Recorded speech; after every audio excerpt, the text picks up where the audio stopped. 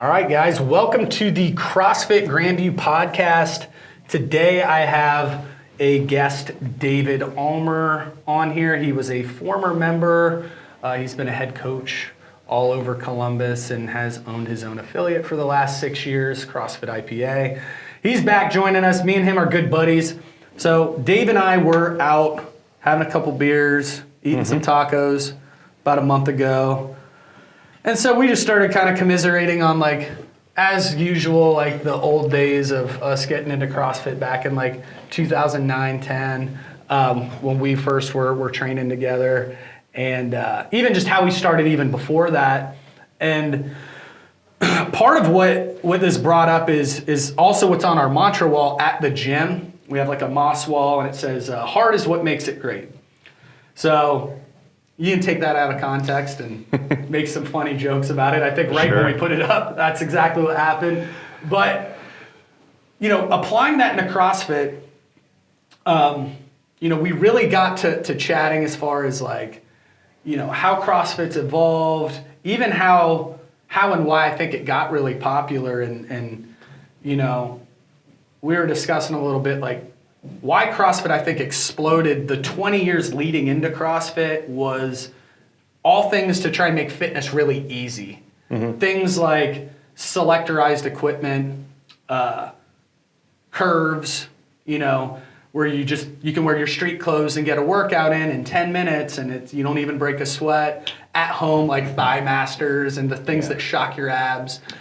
Yeah, a lot of kind of as seen on TV, you know, infomercial equipment. Yeah, like, you know, the Total Gym 2000, Chuck Norris stuff, the Thigh Masters, things like that. I mean, not that this stuff is all bad, but just a lot of this equipment that you could do at home and possibly do watching TV or something like that, right? And the only really, you know, kind of group fitness things you would think about during that time, and, you know, was maybe aerobics for women, right? There wasn't a lot of maybe more intense forms of group exercise and resistance training at that time. You know, the weight room was for guys, right? Or just people that wanted to lift weights, and then there was some other forms of group training. But yeah, really until the late 90s and Glassman came along with CrossFit, it was really kind of all this stuff was put into one, right? Kind of multiple modalities and just looking at training a little bit differently than it had been done before. Bodybuilding and drugs was a big, I mean, that was, for a long time, that was fitness. It was, I used to go to a gym, a World's Gym, which was all the, like, local bodybuilders, just huge guys. And I just remember the place smelled like tanning for some reason, like really extreme. It had a specific smell. Yeah, it had like a tanning sort of smell.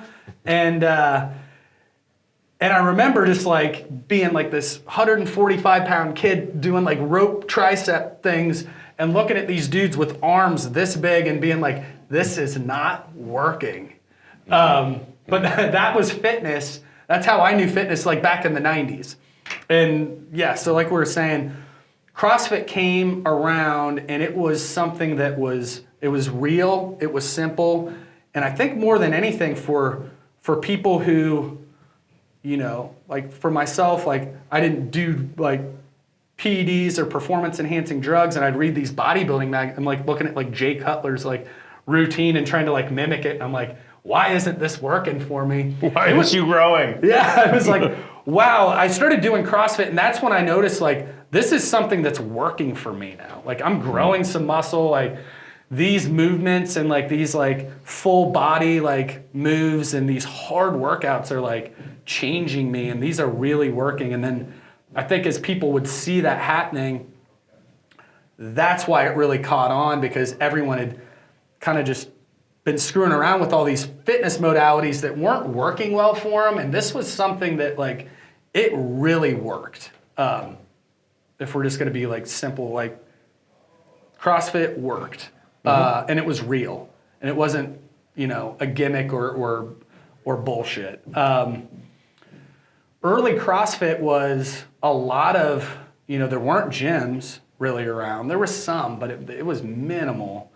But it was like you looking at a website, grabbing a pair of dumbbells, like heading down to your local track and doing thrusters and sprinting around the track as fast as you can. Like that was a workout. I actually pulled up a workout. It was from like, I remember it was a weird workout that I did in the early days of it, and I'll read it to you. I just pulled it up here on my computer. It was 2 rounds for time and load of right arm barbell push press, 12 reps. So you loaded... Single arm barbell, yeah. Yeah, you loaded a barbell. Left arm deadlifts for 12 reps, 800-meter run. Then you did the opposite, left arm press, right arm deadlifts, 800-meter run, 2 rounds. So it's 2 miles of running and then all those presses and deadlifts. Ideally, you would have 2 bars or you're going to switch weight for the deadlift and the press. Yeah. And that workout was so weird and awkward, but I remember being so sore and like so lit up, and it didn't take all that long. You know, I warmed up, I got into it, I was done with the whole thing in, 30 minutes, start to finish, maybe 40. And it was so effective. I just remember how effective that weird workout was.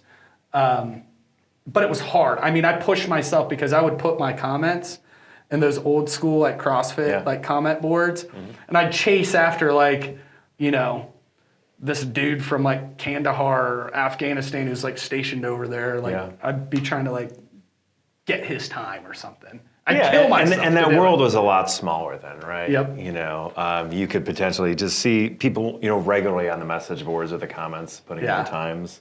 Yeah. It was just, like you said, it's done in a half hour. It was nice because it was an efficient use of time and there was some format to what you were doing, and you feel you got some resistance training, some weight training along with, some aerobic training, right? Yep. Just some, being able to breathe hard and tax some other systems in your body. And I think that's kind of what was nice about it. At least for me, like we can kind of talk about kind of who came into that first era of CrossFit, what kind of people that attracted, and just the idea that it was a fairly efficient use of your time to get a lot of stuff done. And if you weren't interested in being a bodybuilder and, taking in 6,000 calories a day and taking supplements and being, full of muscle, right? How can I get a good workout to an hour, hour and a half a day? Yep. And just get in a very athletic, general, the GPP, general physical preparedness, right? So I don't want to be huge and bulky. I want to be able to go out and run a 5K, but deadlift 500 pounds, right? Yeah. How do I get there, This was like pre-sport CrossFit too, if you guys are listening. Like, they'd had 2 CrossFit games. It wasn't something that was on the radar though. I mean, the first one was an invite only. You walked down the street, maybe someone heard of it. It wasn't a normal thing that people have heard of. Yeah. It was very kind of still on the fringe. Yep. And kind of where I was thinking of like taking this. So CrossFit was a training program for life and to get better outside of the gym, where for better or worse, something that the games did is it made it a sport where a workout like this, and we have a lot of guys, maybe you who are listening to this in the gym, like they wouldn't participate in this workout because they don't know how that would get them better at the sport of CrossFit. Yeah. Or on the other hand, it's also been, and for better or worse, some of this stuff was such a high intent and some of these moves were risky, where other people cherry pick the workouts that are going to be, I'm going to bike, do some sit-ups, jump on a box, do push-ups, run 100 meters, some hang power cleans. Very risk-adverse like moves where they're going to skip that workout as well. Where a workout like this, it's just like, that was old CrossFit. It was straightforward, hard work, and it's what made it so great. It changed your body. It got you out of your comfort zone. And I think, where I want to go almost with this is just like talk about like, I think we need to get back to that to some degree. And I'm at fault, and we were talking about it both, like where we're like, we found ourselves over the last, especially probably 3 years, maybe not programming some workouts because we don't think anyone will show up to the gym. Maybe something like this, you know? Yeah. Where it's like, oh man, and it like makes us, it upsets us too. It's like, well, if I program a workout with bear crawls in it, like instead of my 20-person class, am I gonna have 3 in there? You know, because they don't want to do that, or they don't think it's making them better. And really it is. Like, I'll try and preface these weird workouts sometimes when I like put a post like, hey, I know this doesn't look All right, guys, hear me out. Yeah. Show up here. You will remember this workout. You. Like we did this one. It's an old main site workout that I've done a few times where you go up into you kind of go into like an inversion on the rings and then you lower really slowly. Yeah. So you do that 7 times and then you do 15 ring push-ups. And it's 5 rounds of that. And it takes like a half hour to get through it at least. Especially if you want to do some decent quality on that. Yeah, really slow eccentrics and lowering it. It's not for time, right? It's for quality. It is. That's a hard line to do within kind of the CrossFit structure with a class because it's an environment that everything's kind of timed and like that's great. It's either for time or you're doing rounds. There's a certain like measurable, repeatable factor to it, but sometimes like the off the clock stuff where you kind of focus on it should always be about quality, but it's really not about time or speed on this. It's like, using, doing that inversion and lowering on the rings, like it's of no benefit to rush it, right? The slower you go, the better you're going to be. So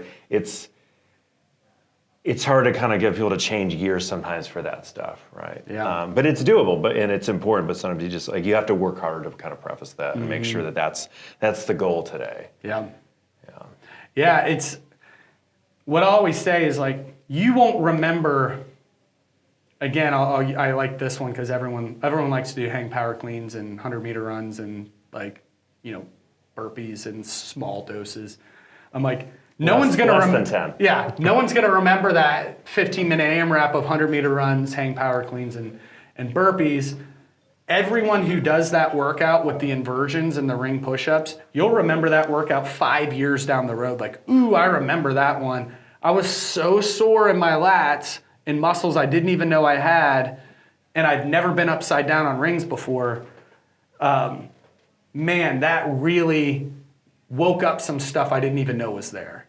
So I think I'm not saying that's a workout you do even once a week, but when those weird ones come up once a month, that's the one I really want everyone to show up for because that's going to make, oftentimes that profound jump could be like a gymnastics skill or shape, Yeah. Where it's like, I don't have muscle ups. Well, no. Yeah.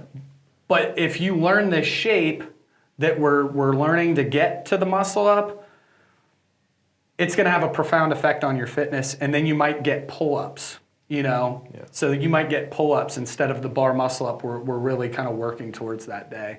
So I just really want to get people's heads wrapped around, trying different things, getting out of their comfort zone, and doing stuff they wouldn't deem as I don't know what this is getting me better at.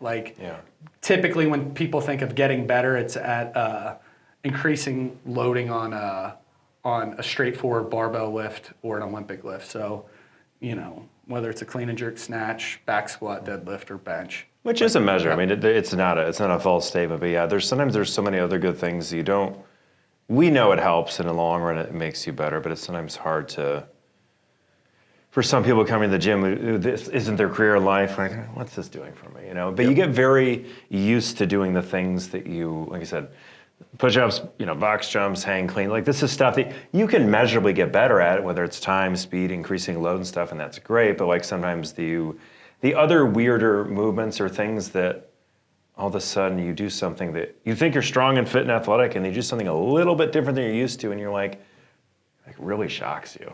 Yep. Either, bad you are at it or just how sore it makes you or how much you struggle with a little bit. And you kind of just realize, you've been kind of training in a very narrow window for a while. And like you said, not that you have to do bear crawls once a week in a workout, but all this stuff, moving your body in different ways has a benefit, whether it's just, moving in a different direction, or maybe it's okay to have a day that's not as intense in a certain way and it's a little bit different, right? Yeah.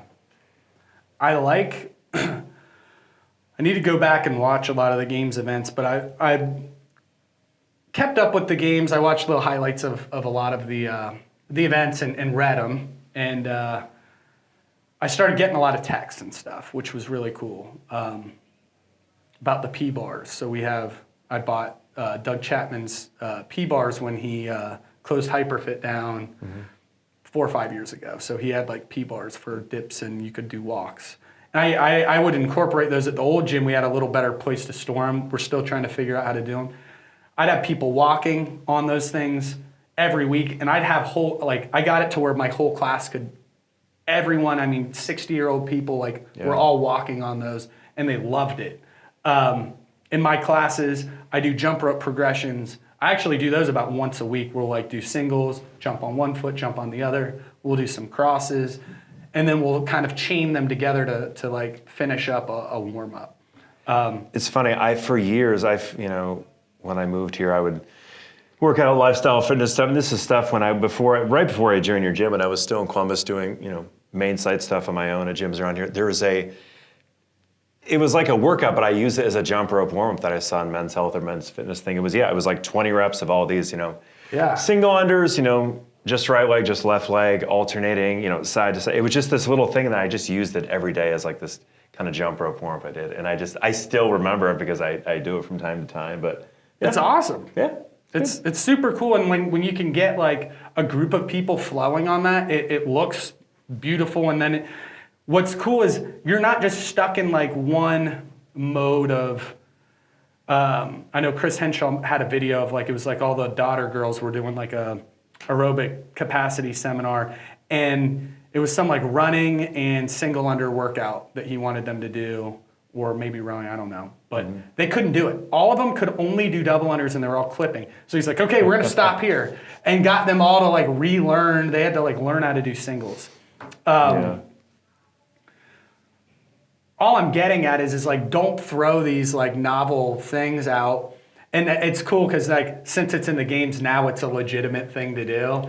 You know, it's not any of these people, for the most part at the gym, who are just taking normal classes are going to be in the CrossFit games at an individual level. But now it validates that it's a thing. Well, it's like what you said the other day between our conversation. You kind of have a moment where I told you so.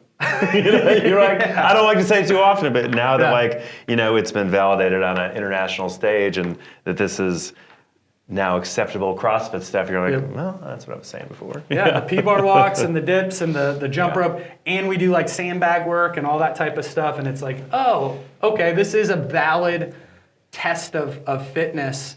I think COVID was, if people actually, if they worked out during COVID and made it a priority and they had their pair of dumbbells, that was a really good time to switch your fitness up. You're doing all this unilateral work.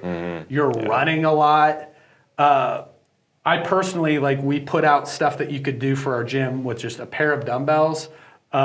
Mike was right there every day. And that's all I did for my fitness through the whole, I had access. I could go to my gym and back squat and stuff. I did too, but I chose not to. I chose not to. I just wanted to be home, and like I said, I could have gone there by myself, and maybe once or twice I did, but I was no, I'm just going to use this opportunity to maybe just lay off the heavy weights for all. My body could probably use that break, and just kind of be, do what I can at home. And I had several people tell me it was the best shape they've ever been in, that were doing that. Now they had more time on their hands, and so they're working out probably more frequently, but they're that COVID stuff was the best shape I've ever been in. Maybe you shouldn't have bought the whole building now. You just guys work at home would have saved you a lot of money. Yeah, just keep putting those dumbbell, we're doing dumbbell living room workouts. Yeah, exactly forever. Right. Yeah.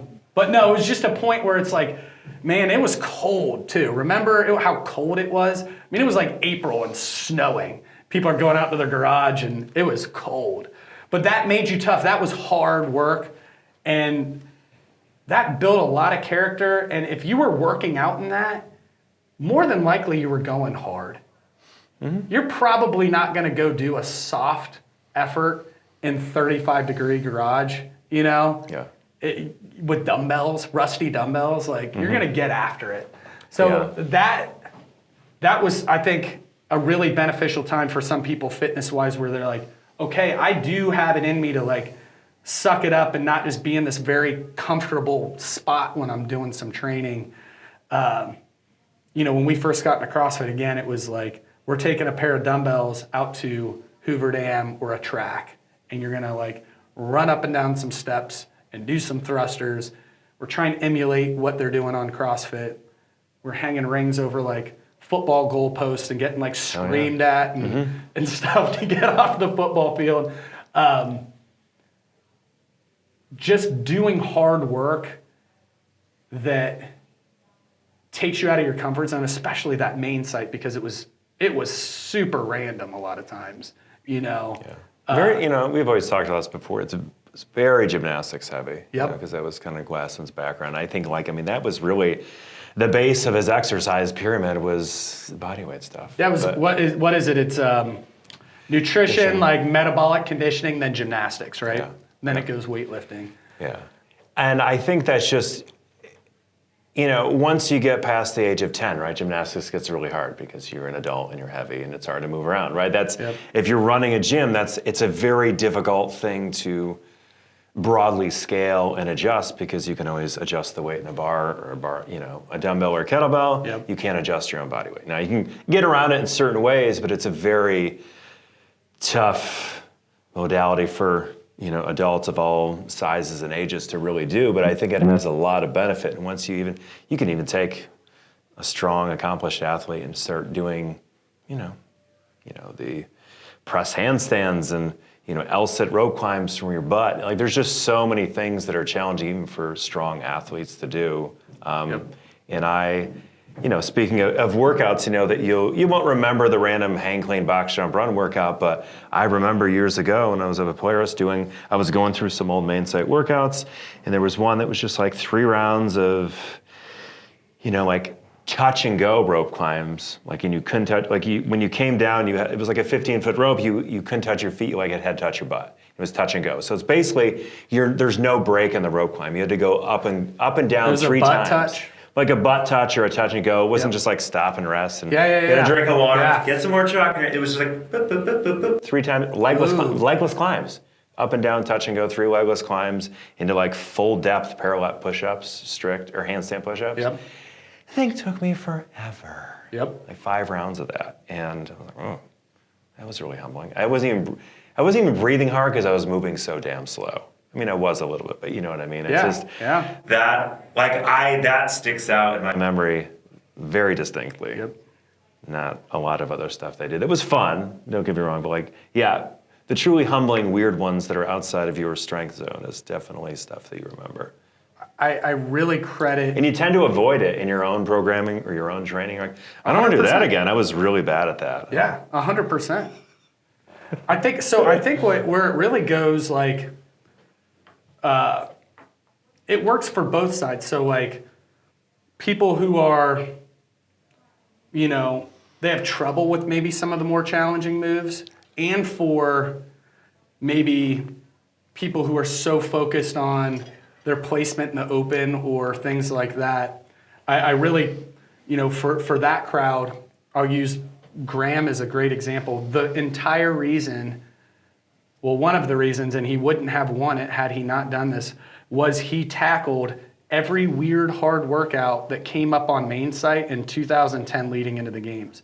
He had three workouts, I remember, 2 or 3 where he did ring handstand push-ups that were on main site, and he struggled with them a lot. Even just kicking up into it in the beginning was really kind of He really unnerving. struggled with those in the gym, but he had experience on those in the gym, and they were up off the ground more than they were at the games. He went to the games and absolutely destroyed the field and won that event. Like without that 100-point thing, he doesn't win. What was it with? Was it cleans or something? What was it with? 7 rounds of 3 power cleans at 205, 4 ring handstand push-ups. Yeah. So it was a quick one, and he was running between the 2 things. Where most of the people were like, they were trying to figure it out in the warm-up area. He he did that workout. I'm telling you, to this day, like you get the, Matt Frazier or, Justin Medeiros, like the modern guys, to go race him in that workout right now. I mean, he was like right around, he might have been sub 4 minutes, right at like 4 minutes on that 7-round workout. He was flying. But it was because he did all that weird stuff. I remember when handstand walking hadn't even became a thing really. Main site workout came out. I watched him fall. I tried it a little bit and I think I just tapped out. I watched that dude fall, I don't know, 40 times all over the place in the gym trying to figure it out. And he completed the main site workout falling 40 times and he's probably like beat up like he played a football game. Yeah. But he figured it out like pretty much that day. But it just goes to show you like, hey, working on that weird stuff will pay big dividends because the moves at the games don't get easier. They get harder and more challenging. So being able to challenge yourself with these trickier moves in all different ways, even if that specific one doesn't come up, you're going to be more adaptable to be able to do that. But I think even just the mentality, I wanted to tell a story. I have it written down, and there's no good segue to this, but so this is a mentality of like old school CrossFit at the old Rogue Gym. So Dave was a member there. He lived on OSU campus. So Dave was super fit. For those of you who are just getting into it, he still is. He was. No, just joking. But he really was. To the effect of being one of the top CrossFit athletes in the world really at the time.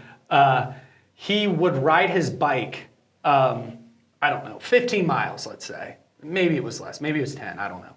Ride his bike into the gym, do the workout of the day that we had there.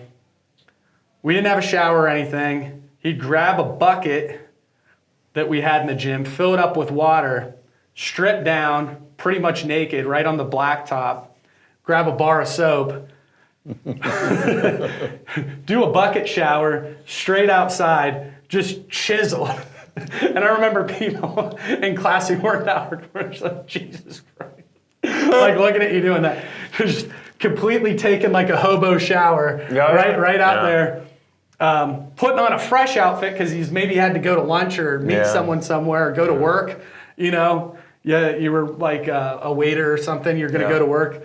Put on your gear and then just ride your bike another 10 miles out right into that. And I'm like, not that there's no one out there like that, but that was extreme, but it wasn't that extreme for that era. Like that was like something you just saw at the gym. I was just like at the time I was thinking, just thinking about that. I was in my late 20s when I moved here. We started, I started the gym with you, and life was just simple. I don't even think I had found my dog yet at that point. Yep. I worked at night, bartending and serving in a restaurant, and so I had my days free, and I was like, I'm just gonna work out a lot. Yeah. I got time. I'm just gonna bike there and just do as much as I can in my off time. I don't really have a ton of, I got a lot of time to myself. Yep. A lot of things to do, and life wasn't complicated. So I just took advantage of that. I was young, and had more energy that and so do the class. It didn't seem that odd to me. 5 plates on a bar and squat it. I just didn't think it was that weird at the time.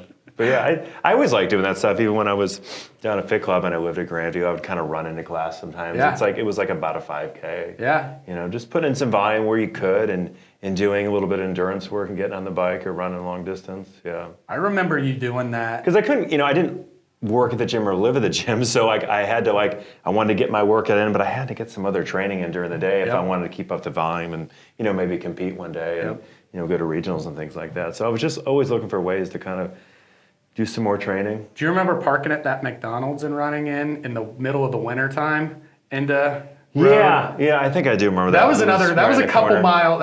I remember you. I can remember it well because you came in, taking off scarves and some jackets and stuff, and when you start to defrost after a run and you're about to do class, and I was like, were you running at? And you're like, oh, I parked at McDonald's, and I'm like, that's probably 2.5 miles away. Do class, and then you were you left your car there, so Yeah, you're going back to get it. you're running back. And I'm like, man, he just put 5 miles in running, and he hit like this super hard class. So again, and it paid huge dividends. I mean, he was an incredible competitor and crushing it. So I have another note here. It's like, don't be afraid of the outdoors. So Yeah, it kind of goes back to the kind of the COVID thing too. if you're tough and able to work out outside like that, it really, there's something about that. I try and get us outside a lot, just in our gym programming.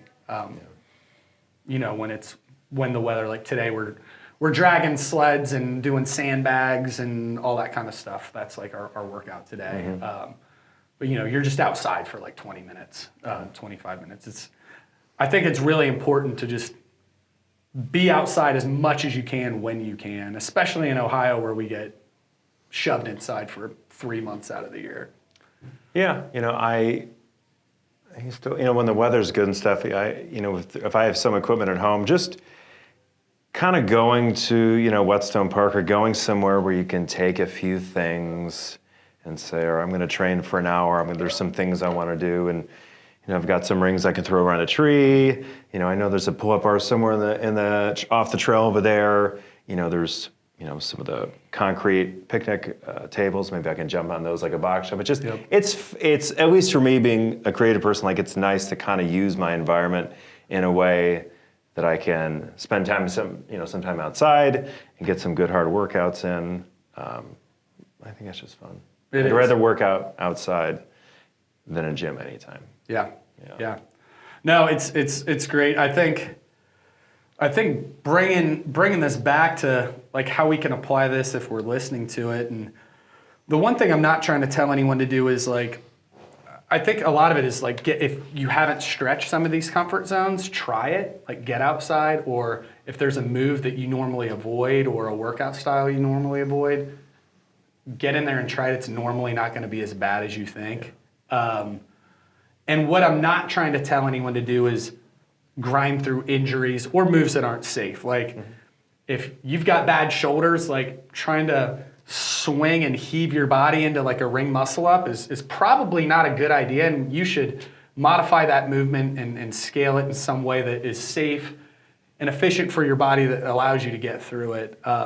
You know, I think scaling, the way we need to think about it is it should be used as a progressive tool to move beyond where your current level is and not as a crutch to avoid difficulty.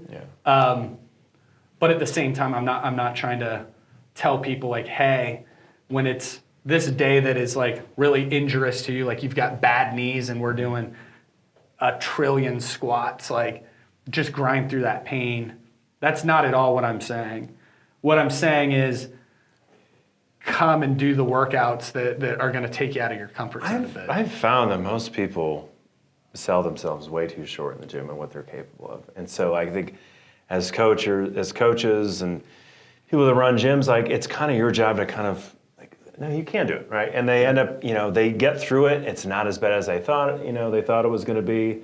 And then they've got that confidence going forward to kind of, you know, take on something else, whether it's, you know, a heavy weight or it's a long workout. I just, especially being, you know, our age, as long as we've been this, like we know when people are capable of stuff, when they're not. And we talked about this before. I'm not the type of coach that's going to push someone beyond what I actually think they're capable of. Now, they may not think they're capable of something, but I know they are. I can see it, right? So just being able to kind of, you know, and know your athletes, and that takes some time to get to know them, like what they're capable of doing and what you know they are inside just by them, you know, putting up an objection. But it's never in a way that, like I said, if I know that you have a bad knee or bad shoulders, like I'm going to push you, but it's going to be a way that safely works around that or gets you to, you know, the goals you need, but without causing more injury. That's just, something I realized I just, you know, whether it's like asking someone to do a certain amount of calories on the bike or subbing stuff out or doing something, and sometimes you'll get some groans. You're like, you can do it. I know. This is why you're here. You're capable of it. And just kind of leading people in that direction. Sometimes it just, you know, it's immensely satisfying when they do get it done, right? Yeah, absolutely. I think the takeaway here, guys, that we really just want to kind of bring home is do hard stuff, do weird stuff, get outside of your comfort zone. And this whole thing, when you do all that, it's a lot more fun too. Yeah. Yep.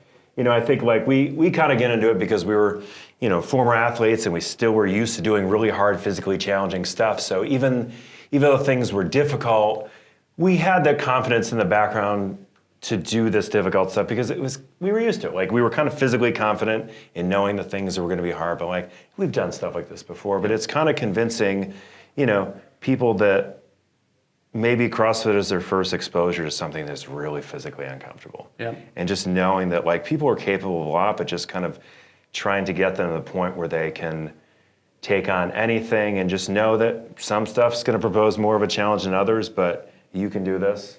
At the end of the day, like you have much more resolve inside you than you think you do. And so I think that's, that's part of having stuff in a group. That's kind of part of being in a community. That's part of having a coach that can kind of make that happen for you. Because if you are, at home with your as seen on TV fitness product in your basement, you're just not getting there. You're just kind of, it's something, right? Yeah. But it's not really the things that are going to make you a well-rounded person and a well-rounded athlete and,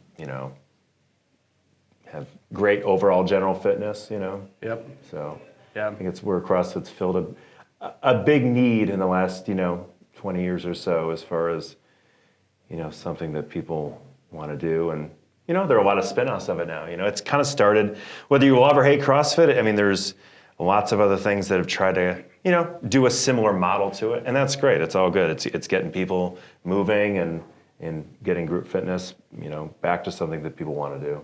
Yep. Yeah. I think that's a good place to wrap it up. We're going to be coming back with some more stuff. Definitely Hopefully sooner than later. We'll see you guys next time.